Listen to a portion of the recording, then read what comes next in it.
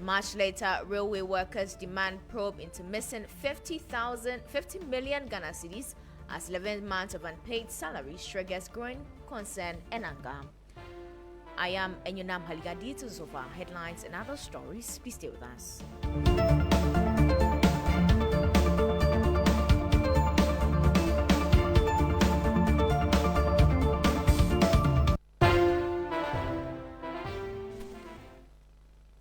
Thank you for staying with us. We're going to our first story now, where the Supreme Court has admitted an application by 14 civil society groups organization to join the ongoing case challenging the constitutionality of the office of the Special Prosecutor. The substantive case filed by private citizen Noah Adamte questions whether some powers exercised by the office of the Special Prosecutor are consistent with the provisions of the 1992 Constitution. The civil society organizations seeking to join the case include Transparency International, Imani Africa, One Ghana Movement, African Center for Energy Policy, Star Ghana, Odikro, and Parliamentary Network Africa. We'll be crossing over to the court pretty shortly. But before that, we'll take you to the Public Account Committee, where they have criticized the Ministry of Foreign Affairs for what it describes as a persistent neglect of Ghana's mission building in New York. The committee noted that despite the building's 14-story capacity, only floors have been operational since 2007, as insulators were reportedly removed from the facility. Addressing the issue during park sitting, the acting chairman, Samuel Atamil, stated that the fully utilizing of the property could generate significant revenue for the state and also help cut down government spending on rented office accommodation.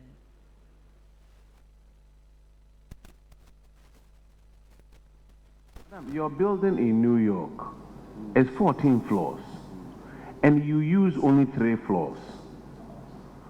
And that place is in center of town, of New York. I think it's 47th floor, 47th Street, no so. Yes, sir. It's in a prime location. Very prime location.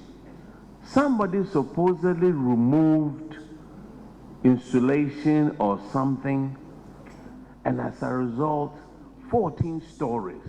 We use 3 or most 4. Goodness, do you know if this building, we could use all 14 floors, the revenue that we will get from rent, or some of our embassy people wouldn't have to rent from somewhere. We are working on it as part of our strike, so it's work in progress. Madam, I'm disappointed because the time that I went there was 2007. 2007, and it's still work in progress. 2007. You were only using 3 floors out of 14 floors. And General Achampong was the one, I think, who bought that building. Center of New York. Still on Public Accounts Committee, the Deputy Foreign Affairs Minister, James Jachikoisen, in response to this, indicated that currently about 8 floors of the building are being used, noting that the ministry is actively dealing with the issue.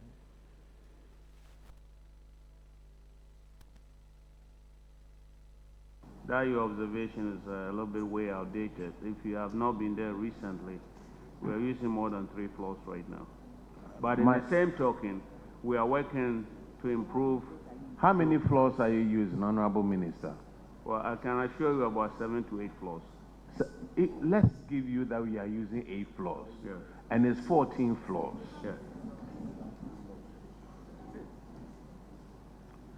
It's based on investment, renovation, all kinds of aspects. So we are entering this new phase of strike where we're trying to own our properties, renovate all the structures.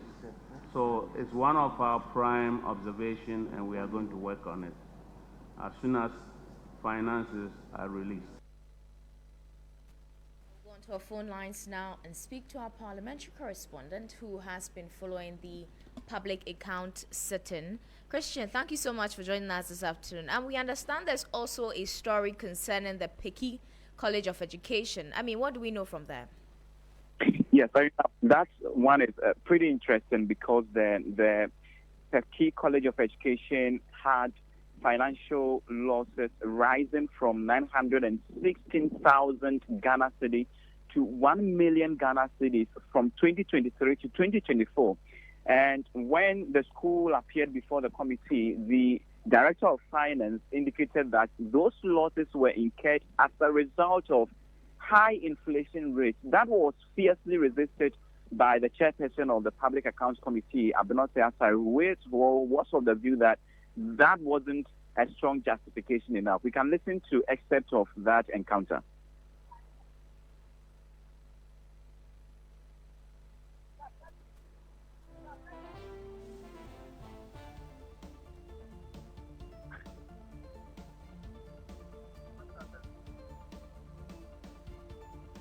Right, Christian, we are facing some challenges here, but give us a brief overview of how today's sit-in will be like.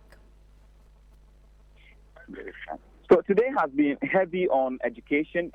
We've had most pre-tertiary and tertiary institutions, some from the central region, and a number of them from the Greater Accra region. And then currently, we are about to start with those from the Volta region.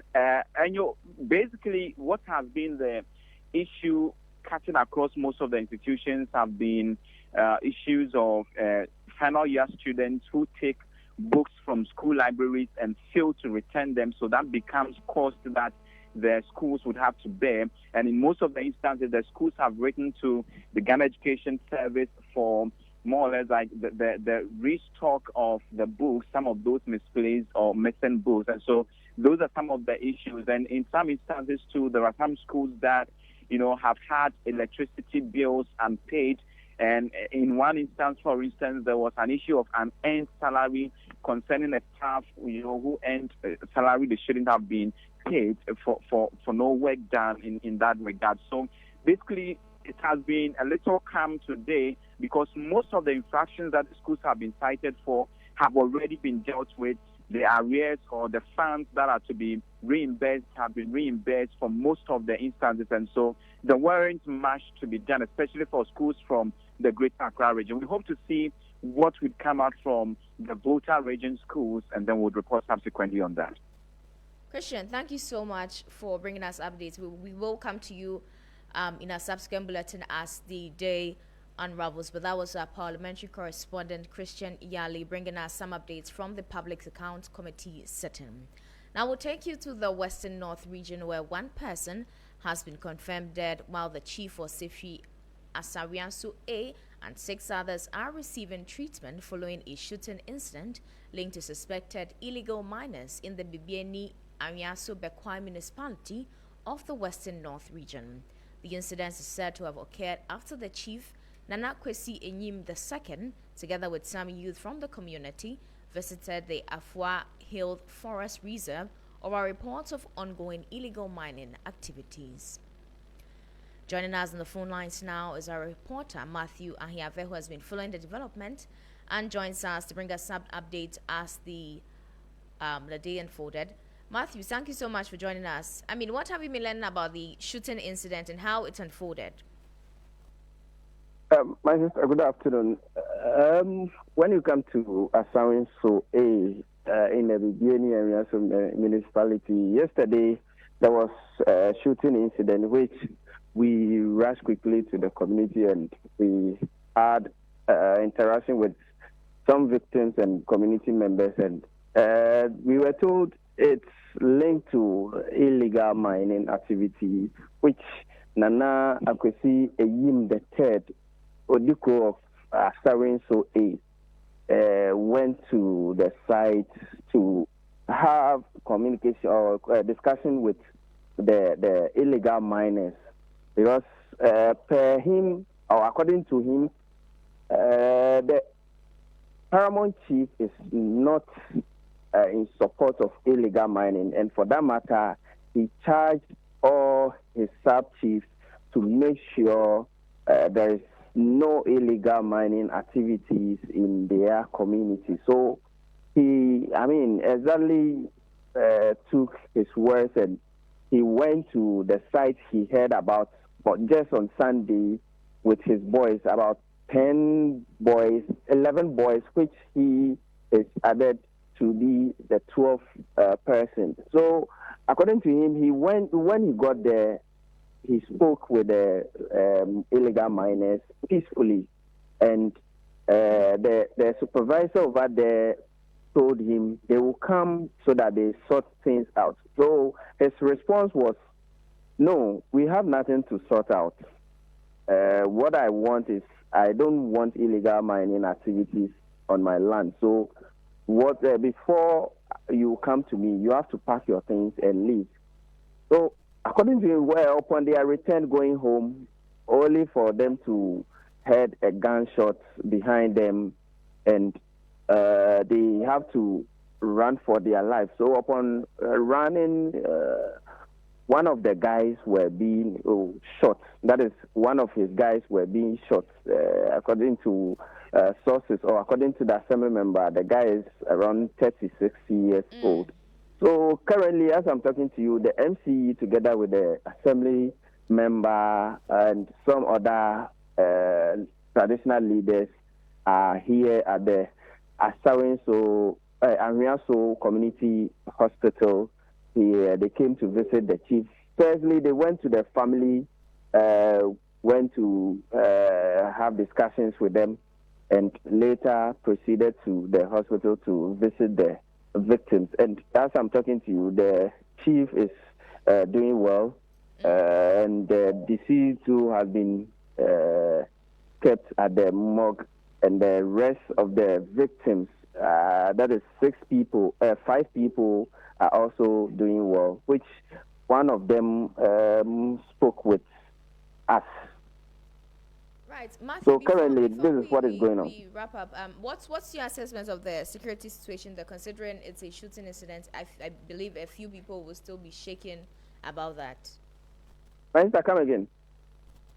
I was asking what the security situation is concerning it was a shooting incident. A few of the members of the community will still be shaken. How is it looking over there? Currently, as we are here, some few minutes, I heard the community is hot as it stands now, because some of the youth are also demanding justice from the police service or the security service. Currently, I've not been there currently though, but whatever it is, I'll be bringing updates. Right. Have quickly, also briefly before you go, has any arrest been made yet by the police, or have they indicated of steps being taken to address and deal with illegal mining activities there? Yes, currently, as I'm talking to you, even though the police have not confirmed to us, but then the assembly member has confirmed to us that the owner of the site has been currently arrested, and he is going to help in investigation into the incident. Right. Thank you so much. And that was Matthew Ahiave. He's a Western North regional correspondent, bringing us some update on one person that was confirmed dead in the Bibiani Anyasu Bekwai municipality of the Western North region. This is still the midday news here on VFM 92.7. Moving on to some other stories now, as Ghana's latest multidimensional poverty index paints a picture of progress but also exposes deep regional inequality. According to the Ghana Statistical Service, the national multidimensional poverty rate declined from 24.3% in 2021 to 23% in 2025. Out of 261 districts, 250 recorded reductions in poverty, suggesting that progress has been made widespread across the country. But the improvement has not been even. The 2025 ranking shows that Ghana's poorest districts remain concentrated in the Northern Belt, with all 6 districts in the Northeast region appearing among the 10 most deprived districts in the country. The data also shows that health insurance remains the biggest driver of deprivation, contributing to 32.2% of multidimensional poverty. So what do these numbers really tell us about poverty, inequality, and access to basic services in Ghana? Joining us in studio now is a member of the research desk here at TV3, bringing us some more insight on that. Wisdom, tell us more. So more often, Enyonam, if we talk about poverty, we only look at the monetary aspects. People tend to look at if you don't have money, that means you are poor.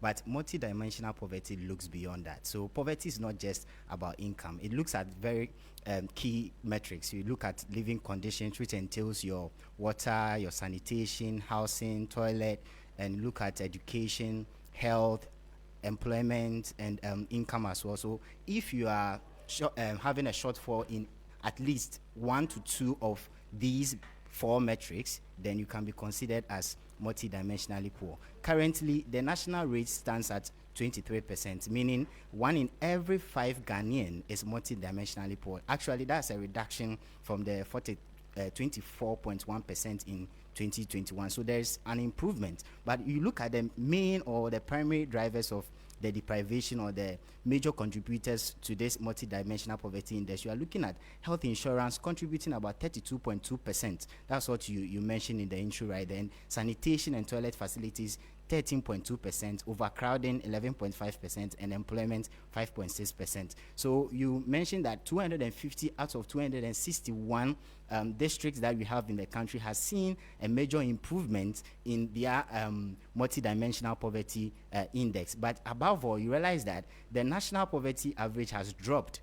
So about 146 districts who were experiencing multidimensional poverty in 2021 was actually above the average, the national average. But this year, the national average was 23%. The districts recording multidimensional poverty index below that national average has actually increased, and only about 57 are actually having higher than the national average. But there's one key thing that we have to take note, that's the regional disparity. So if you look at the regions, you realize that the northern belt, the savannah, the northeast, the upper east, upper west, there's a high concentration of poverty around that area. And if you look at the northeast in particular, about all the 6 districts in the northeast region are recording high multidimensional poverty index. In fact, they are the worst performing districts for the 2025 index. But if you come to the urban sides, you look at the Korle-Klottey municipality, Ablekuma West,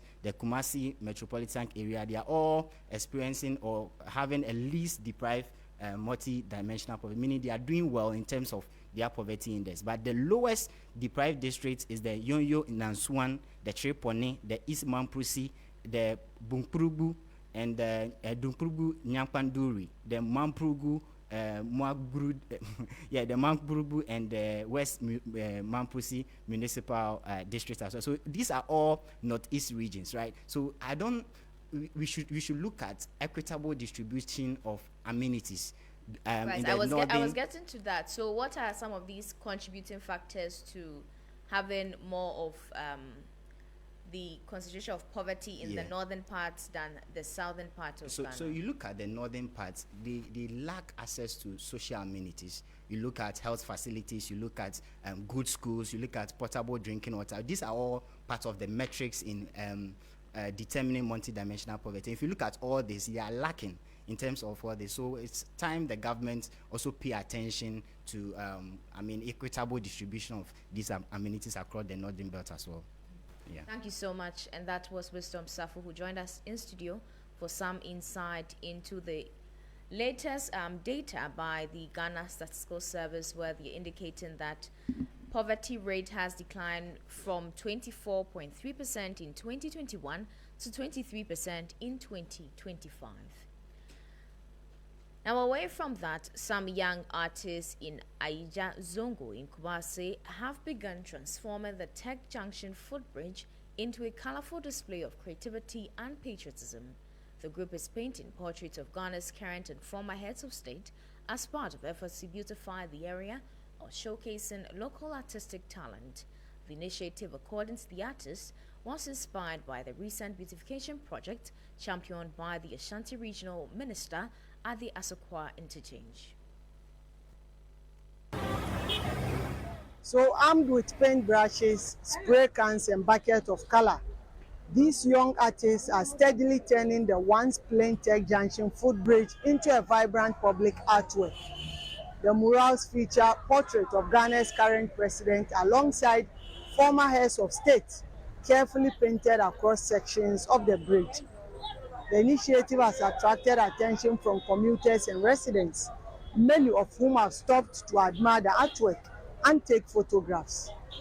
According to the artists, the project is not only aimed at beautifying the footbridge, but also creating a platform to promote youth creativity and talent. I've been passing here day in, day out, and by the look of things, I think the interchange needs to get a better look. Yeah, and I, being an artist, I decided to just embark on this journey.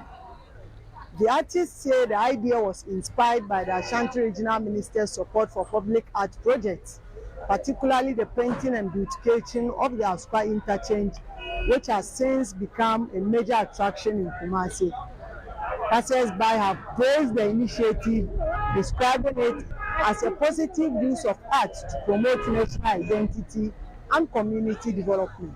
I see it to be a very laudable initiative because before, when you pass here, this place was very messy with posters and everything. But now you can see that it's really nice, and then it's also a form of education. Children pass by and then see.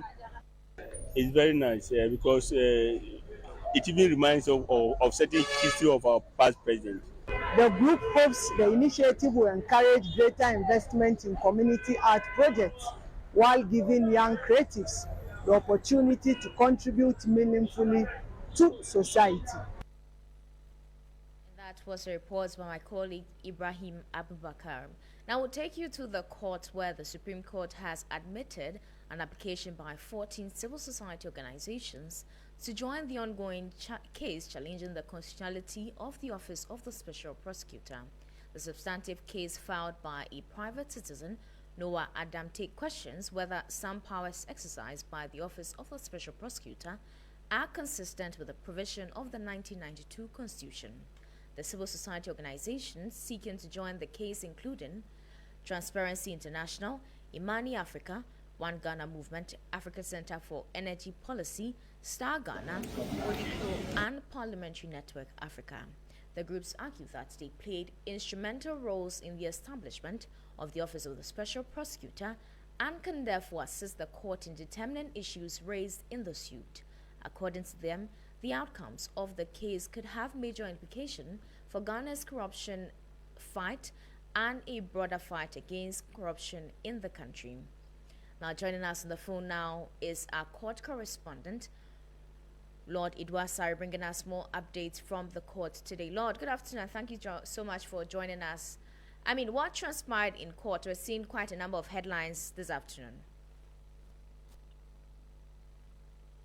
Indeed, Enyonam. So, essentially, regarding the matters concerning the Office of the Special Prosecutor, like indicated, the 14 civil society organizations, including the CDD Ghana, they filed that motion. Now, their lead counsel, Kizito Bayu, he moved the motion for leave to file processes to join the suit, challenging the powers of the Special Prosecutor. He argued that the applicants, in this case the 14 CSOs, they actively participated in the formation of the Office of the Special Prosecutor.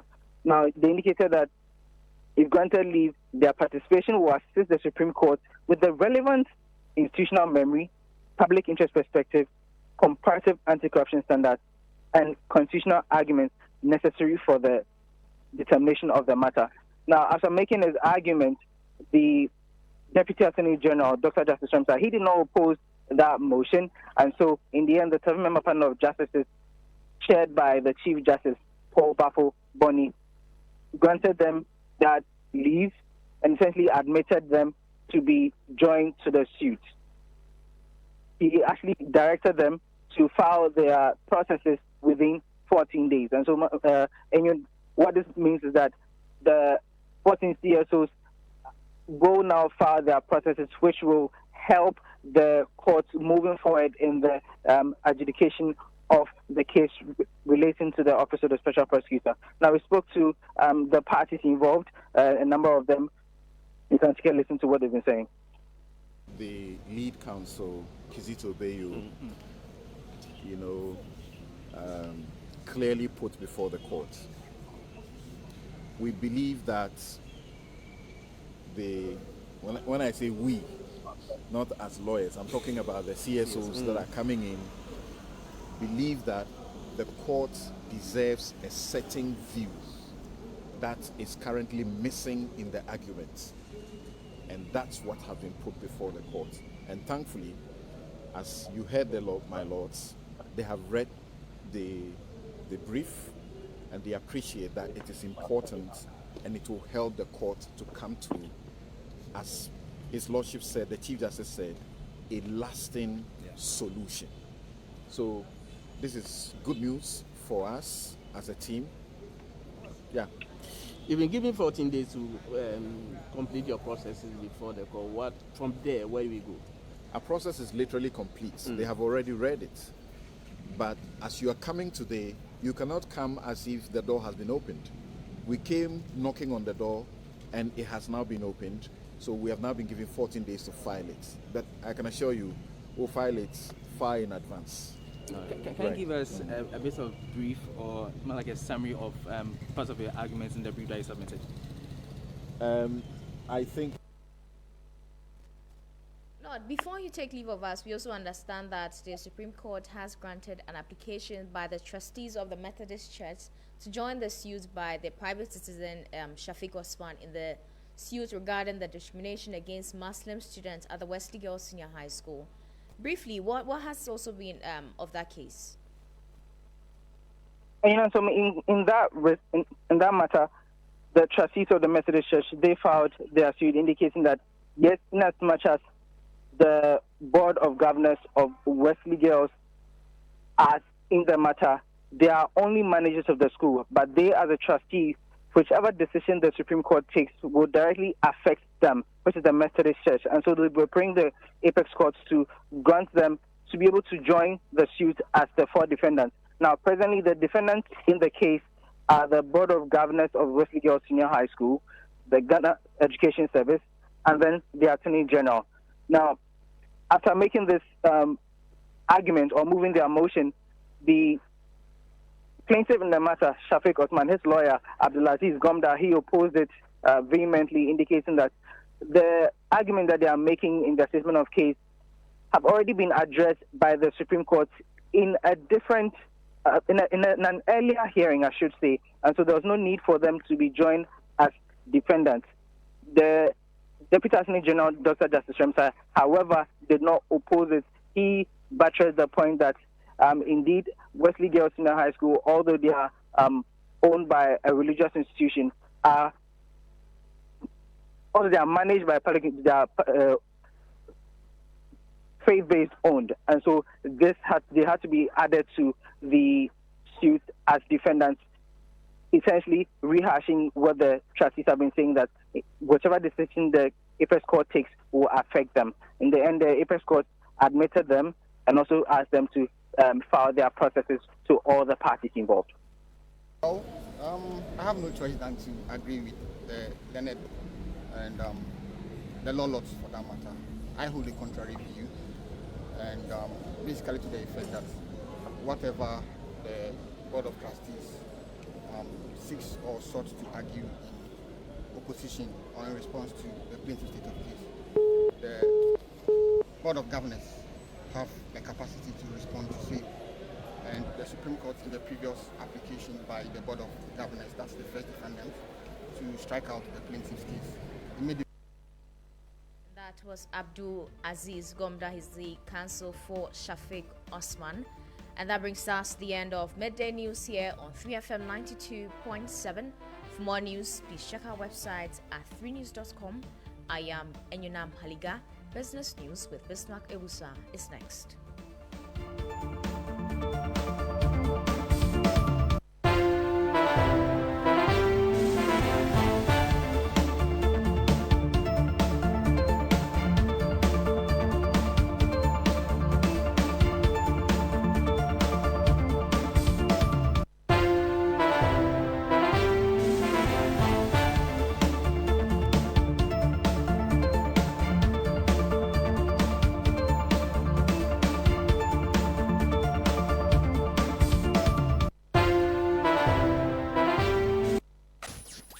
Accra gets busy on this frequency. 92.7 3 FM.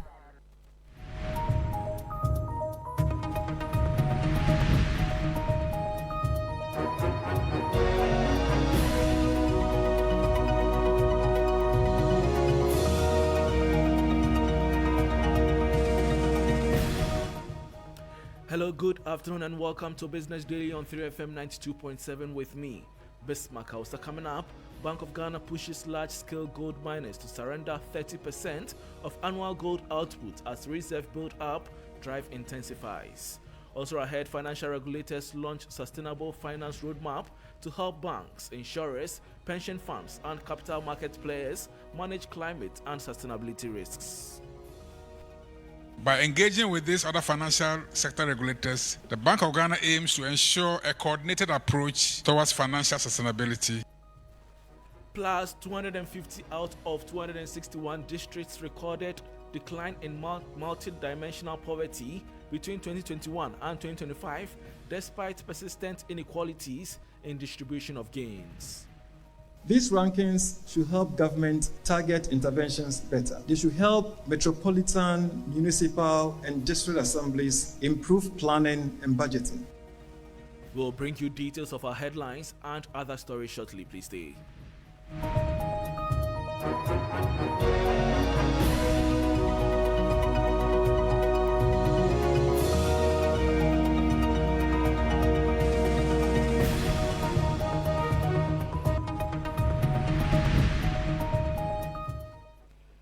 Thanks for your company. Now to the details. Government is seeking to increase the share of gold produced by large-scale mining companies that must be sold to the Bank of Ghana from 20% to 30% under a revamped reserve accumulation program. The move forms part of efforts by the central bank to strengthen Ghana's external reserves and support the city through increased gold holdings. There is more in the following 3 Business News Desk report. The proposal represents an increase from the current 20% arrangement agreed with mining firms under the Gold Purchase Program introduced in 2022. The Bank of Ghana's Gold Management Program Department says the central bank wants the entire allocation delivered in dollar form to improve traceability and export monitoring. He revealed that miners delivered only about 10 tons of gold last year, despite producing close to 100 tons, falling short of the earlier commitment. The central bank is targeting up to 157 tons of gold reserves by 2028 as part of broader efforts to rebuild Ghana's external buffers. But negotiations with mining firms remain ongoing. The Ghana Chamber of Mines says no agreement has yet been reached on pricing and discount structures, with mining companies raising concerns over additional costs and the treatment of byproducts such as silver. And that was a 3 Business News Desk report. Now, Ghana's financial regulators are joining forces to roll out a sustainable finance roadmap that will guide how banks, insurers, pension funds, and capital markets players manage climate and sustainability risks across the entire financial system. The Bank of Ghana, the Securities and Exchange Commission (SEC), the National Insurance Commission, and the National Pensions Regulatory Authority are collaborating on the framework in what is said to be the most coordinated regulatory response to climate risk and Ghana's financial sector has seen. My colleague Michael Obodu has the rest of the story. The announcement was made by the head of Bank of Ghana's Banking Supervision Department, Ismail Adam, at a responsible and sustainable banking training organized by the National Banking College in Accra. He revealed that the Bank of Ghana has already taken several steps ahead of the broader roadmap, including issuing a climate-related financial risk directive that compels banks to disclose and manage their exposure to climate risks. A reporting template aligned with international standards under IFRS 2 has also been developed to guide compliance. And we've also collaborated with the other financial regulators like Securities and Exchange Commission, NIC, National Insurance Commission, and National Pension Regulatory Authority towards issuing a sustainable finance roadmap. By engaging with these other financial sector regulators, the Bank of Ghana aims to ensure a coordinated approach towards financial sustainability, recognizing that the challenges posed by climate change and other sustainability issues transcend beyond the banking sector to other financial sectors. The collaboration aims to create synergies that enhance the effectiveness of the regulatory frameworks across the financial landscape. Principal of the National Banking College, Gloria Darlene Quarte, said responsible banking has become critical to strengthening sustainability, ethical governance, environmental stewardship, and public trust within financial institutions. Responsible banking is no longer optional. It is central to building resilient institutions, maintaining public trust, and supporting sustainable economic development. As board members and senior executives, your leadership is critical in embedding responsible banking principles into strategy, culture, risk management, and decision-making processes within our institutions. The head of the Private Sector and Innovation Promotion Program at GIZ also underscored the relevance of ESG for posterity. Not just think of the business in your bank or in your other company, but also combining this with being environmentally and socially responsible. So, whatever we are doing is leaving the place at least as good, if not a better place for our children.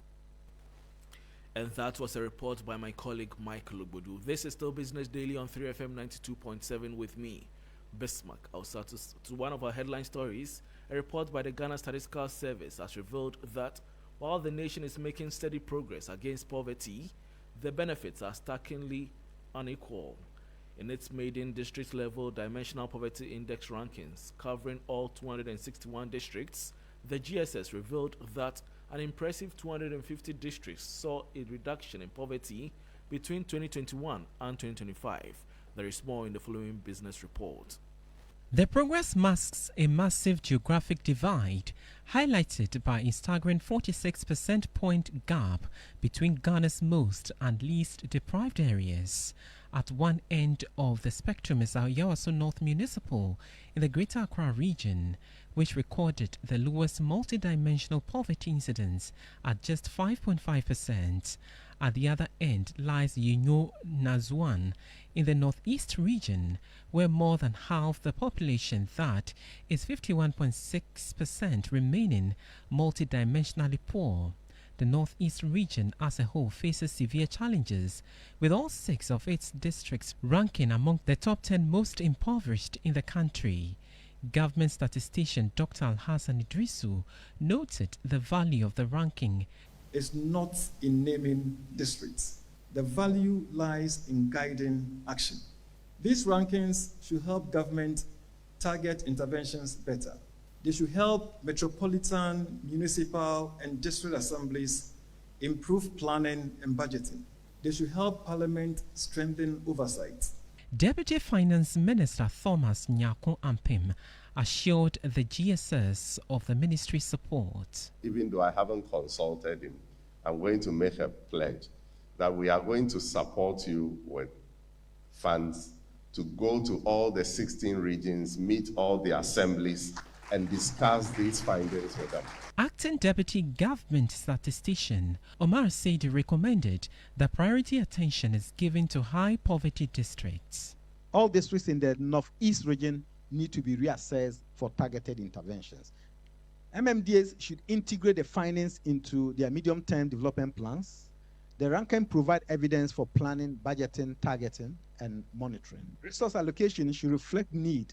Districts with high and persistent MPI should be considered in public investment, social protection, and local development programming.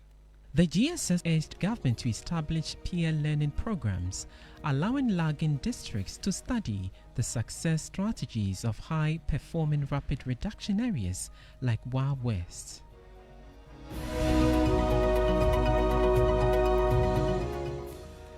report on some statistics on multidimensional poverty, bringing us to the end of Business Daily on 3FM 92.7 with me, Bismarck. Also, for more business stories, please check out our website 3news.com. Thanks for your company.